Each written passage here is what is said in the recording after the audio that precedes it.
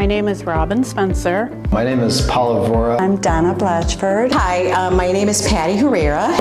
My name is Richard Burns. I've been fortunate enough to work both as a volunteer and as a project manager. I've been volunteering with Pro Bono Network since 2017, and I try to take a case as often as my schedule allows. I volunteer as an interpreter, and I more recently have joined the board of the Pro Bono Network.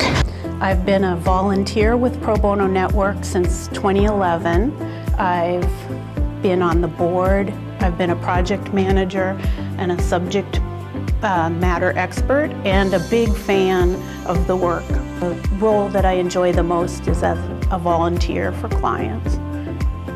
There's an evergreen need for legal services, and there's so many people that honestly, you go to a courthouse and you see pro se clients, and it's just so challenging for them. There's no shortage of clients in all sorts of different legal disciplines that need support, because in the absence of that support, their rights are not adjudicated properly and sort of leads to further inequality. Pro Bono Network and the projects that Pro Bono Network does with its partner agencies, they just allow the partners to reach such a wider group of individuals. And it's just given me a whole new perspective on how much need there is in our community and how limited the resources are. I've always had a special place in my heart for victims of domestic violence, and especially for people who are Spanish speaking and who may not be able to easily navigate resources that they need. I grew up in a home with domestic violence. There was a lot of verbal abuse, and so I was able to see firsthand what this does to the family unit and to children. When we deal with domestic violence issues, I think that it was natural, it made sense for me to focus on this population. I really truly believe that Pro Bono Network has been instrumental in helping many women free themselves out of abusive relationships. One of the things I've learned is that I needed a sense of purpose that really had deep meaning to me, and I am so grateful to Pro Bono Network for helping me find that purpose within the law that has really important meaning to my life, my past and my background, and my present with my children and my community, and I hope my future. I learned so much from the clients that we help. They are brave. Certainly, I still have seen fear in their faces when I've accompanied some of these women to court dates, and they know that they're going to face their abuser there. But despite the fear, they are very, very, very brave. They're resilient, and through the course of the process in working through their cases, they become much more confident.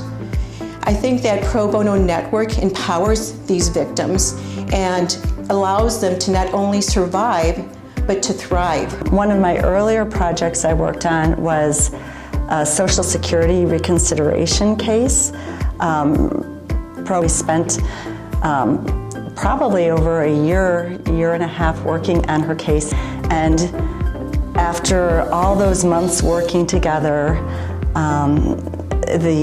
she had her hearing in front of the ALJ, and she won her benefits. And she not only won benefits going forward, but she was awarded back benefits as well. And it's just life-changing. Just seeing the relief that both our client felt and her mother felt, and the security that her mother felt, knowing that her child had a source of income going forward. It was just, I felt like I had helped in changing the trajectory of their lives and also in their peace of mind, knowing that they had the support going forward. And our partner agency told us that without the volunteers helping them, they wouldn't have had the capacity to do that case. There was one case in particular that sort of struck me as the importance of being supportive to a client.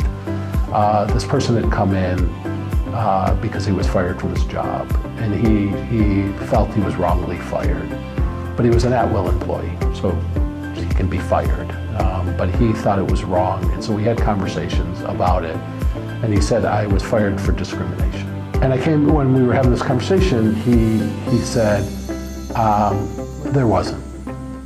I got in a fight with somebody, but it wasn't really my fault.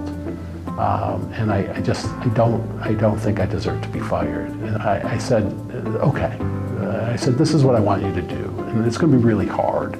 You're going to have to call them up and just say, look, we disagree of why I was fired. And I'm not looking to make a big deal. I'm just looking to move forward in my life. And want to know that you're not going to go in the way to put any impediments by bad reference.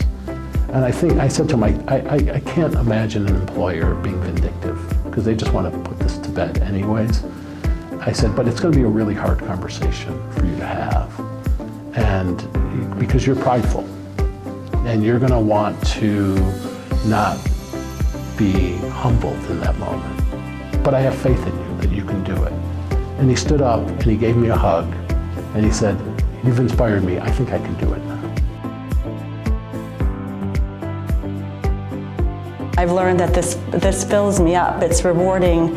It's not only a service that I'm providing, it fills me up as well. I have been surprised by the warmth and the generosity and the patience and the kindness of the members of the Pro Bono Network community in everything that they do. It's really been touching to me, particularly as a litigator, where to see the dedication that people, volunteers, translators, board members, staff, those who support the mission give of themselves all of the time. I feel like Pro Bono Network is always looking for new ways to serve and looking to where the needs are in the community and then trying to meet those needs and to help the partner agencies meet those needs.